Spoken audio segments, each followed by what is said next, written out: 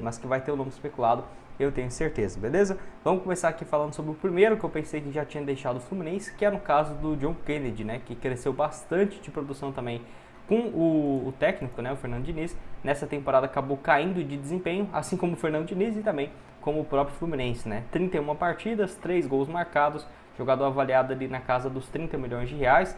Não sei se ele vale isso tudo justamente por conta dos problemas que ele tem fora do campo, né? Porque senão já era um jogador para ter sido vendido tranquilamente. Temporada passada marcou o gol na final da Libertadores, 41 partidas com 12 gols marcados e 4 assistências, só tem 22 anos de idade, é lá da cidade de Itaúna, né, em Minas Gerais, ou seja, deve ter ali os familiares, né, no caso, cruzeirense. Vai lembrar também que ele passou no Cruzeiro no time sub-13 em 2014 e 2015 e também na base do América Mineiro, tá? Igual eu falei, se o Cruzeiro precisar de um centroavante, pode ser uma alternativa. Não coloco como principal, até por conta dessa questão extra-campo, né? Não sei se o Alexandre Matos gostaria de comprar todo esse problema. Pode deixar a sua opinião aqui embaixo. Ou também que o Fernando Diniz gostava bastante na época do Fluminense é o meia, o Lima, né? Eu não sou o maior fã do futebol dele, mas sinceramente é melhor do que o Matheus Vital entrando ali no segundo tempo, tá? Até porque ele pode fazer esse papel mais avançado e mais defensivo. Tem um valor de mercado próximo dos 15 milhões de reais, contrato até o final do ano que vem, sempre, né, jogando ali como titular até a saída do Fernando Diniz, mas sempre entra em todos os jogos, nem que esteja ali no finalzinho.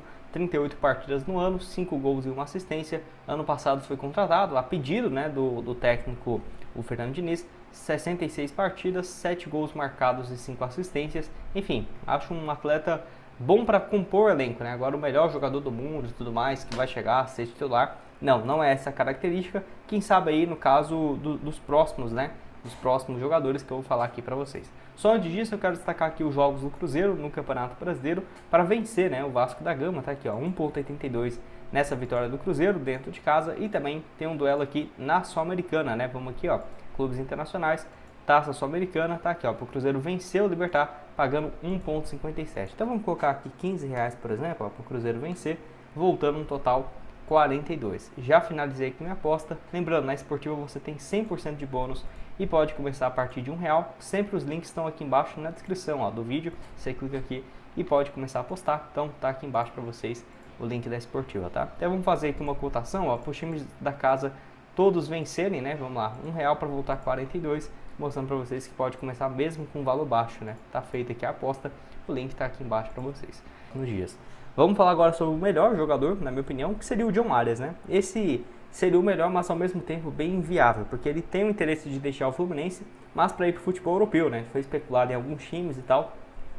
Poderia fazer a ponta esquerda, ponta direita, uma meia de criação também, não é um problema. Acho que é um dos melhores jogadores do futebol brasileiro nessa temporada. E vive um ano mágico também, né? 10 gols, 7 assistências. Ano passado também 12 gols e 17 passes, é muita coisa, né? Isso aqui.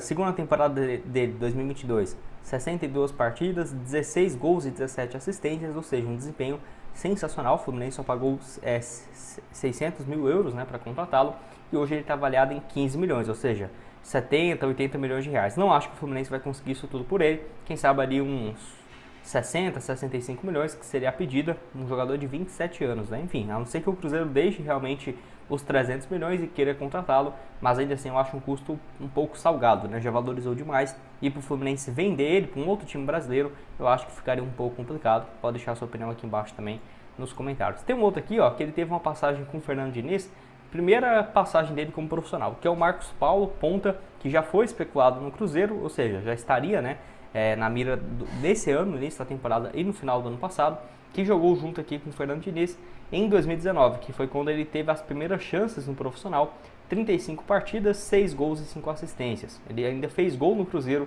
no Campeonato Brasileiro daquele ano, ficou em 2020, e aí ele saiu de graça, né, para o Atlético de Madrid e não conseguiu ir bem, né, ele não rendeu nem um centavo pro Fluminense, era uma transação ali tranquilamente de 20 milhões de euros, saiu de graça, né? A torcida do Fluminense ficou muito revoltada com ele e ele não conseguiu jogar mais em lugar nenhum. O Famalicão foi muito ruim no Mirandês da segunda divisão, ano passado até passou no São Paulo, ajudou no título da conquista.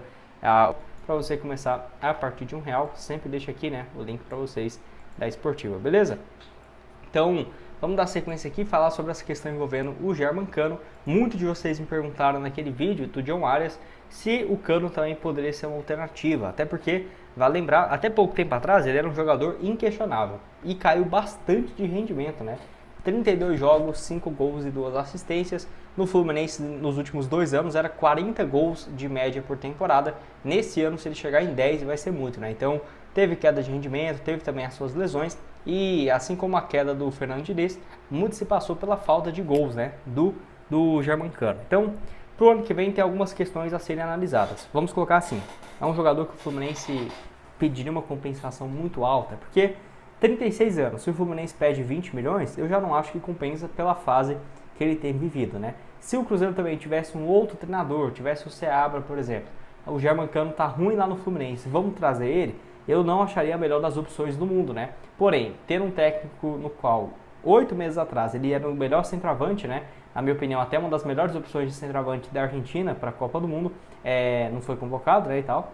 Mas assim, não acho que esse treinador não conseguiria dar essa volta por cima, né, na sua carreira, porque vai lembrar, no Fluminense ele até chegou a viver uma fase boa nesse ano, porém teve muitas lesões e atrapalhou essa sequência, né, com o Fernando Diniz antes dele ser demitido. Então assim, não que eu tenha informação, né, o Cruzeiro não foi atrás dele ainda, mas poderia ser uma opção interessante e faz sentido, né, justamente pensando nesse ponto de vista de que já trabalhou recentemente com o Fernando Diniz, teve uma passagem sensacional, então colocaria ele sem dúvidas como alternativa. Lembrando que desde 2018 ele já vive, desde 2014 para falar a verdade, né, ele já surge com uns números surreais, por exemplo aqui, ó, 2014 no Independiente Medellín, 29 gols, ficou um tempo no México com passagem mais ou menos, volta para o Independiente Medellín, 41 gols em 2019, em 47 jogos, pelo Vasco em 2020, 24 gols, 2021 mesmo jogando na Série B, né, 19 gols, 2022 foi para o Fluminense, sensacional, 70 partidas, 44 gols,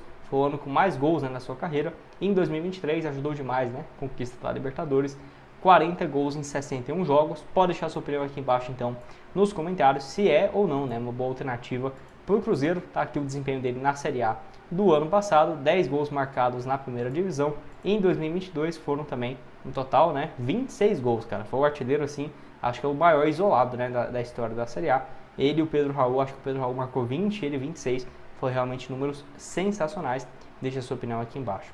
E para terminar, para centroavante, né, tem aqui o Gonzalo Mastriani, que não ficaria surpreso, por quê? Porque era um nome que o Pedro Lourenço gostava no início do ano. Então, antes de contratar o Dineno, o Cruzeiro procurou o América e o Atlético Paranaense pagou aquilo que o América queria, né? Valor próximo da casa dos 10 milhões de reais, 10 a 13, e aí, nesse ano, tem números ok, né? 16 gols marcados no Atlético, 6 gols pelo América, porém no Atlético Paranaense, dá pra ver aqui, ó, tem sido reserva nesses últimos jogos, então não ficaria surpreso se ele saísse no final do ano, ou até mesmo, né, se aparecer uma proposta próxima do que o Atlético pagou, ele fosse vendido. Para falar a verdade, ele até vinha tendo uma sequência boa, né? Ele começa a temporada reserva, depois assume a titularidade e aí ficou no banco, né, contra o Flamengo depois da eliminação. Talvez desgaste também contra o Racing na Copa Sul-Americana, mas não vive uma fase tão legal. Eu acho que poderia ser uma opção, mas sinceramente, tendo o Dineno recuperado, eu acho ele ou o Mastriani muito parecido, inclusive tecnicamente, tá? E para terminar, é um nome que eu acho que vai ser um dos adversários do Cruzeiro na Sul-Americana pelo Racing, que é o Roger Martinez, ele que pode jogar de falso 9 e ponta esquerda, então uma alternativa bacana. Marcou gols aqui, né, dos últimos 2 gols, contra o próprio Atlético na Sul-Americana, na vitória do Racing por 4 a 1, e também contra o Boca Juniors, que foram os gols que ele marcou, 31 jogos, 11 gols marcados. E esse cara aqui era uma das maiores promessas, tá, da história do futebol colombiano, só para você ter ideia, ele surge muito bem no Racing e é vendido em 2016 por 10 milhões de euros, né, lá para o futebol chinês, fica um tempo na China, vive uma fase legal, o Vila Real inventou de pagar 15 milhões de euros nele, que eu acho que foi um negócio bem ruim, né, porque o cara já estava na China, já estava numa fase absurda, mas era sempre convocado para a Colômbia, e aí no Vila Real só 9 partidas e 1 gol, e aí depois foi para o América, né, do México, onde ficou durante 5 anos e teve um bom desempenho. O América pagou quase 60 milhões de reais, na época era um pouco mais de 38 milhões de reais para contar com o jogador, e agora terminou o seu contrato, né, no ano passado, e foi para o Racing, até aqui sensacional, 15 gols, 2 assistências em 46 jogos, para um ponta esquerda, isso aqui é bem raro, tá? Então, acho que pode ser uma boa opção. Eu quero que você deixe a sua opinião aqui embaixo nos comentários sobre essas opções. E principalmente aqui do Germancano, né? Se seria uma boa o Cruzeiro pensar nessa alternativa para 2025, se ele daria essa volta por cima no comando do Fernando Diniz. Pode deixar sua opinião aqui embaixo. O link da Esportiva para você começar a apostar a partir de R$1 tá aqui embaixo na descrição, e também outras sugestões de vídeos aqui na tela. Muito obrigado a todos e até mais. Valeu!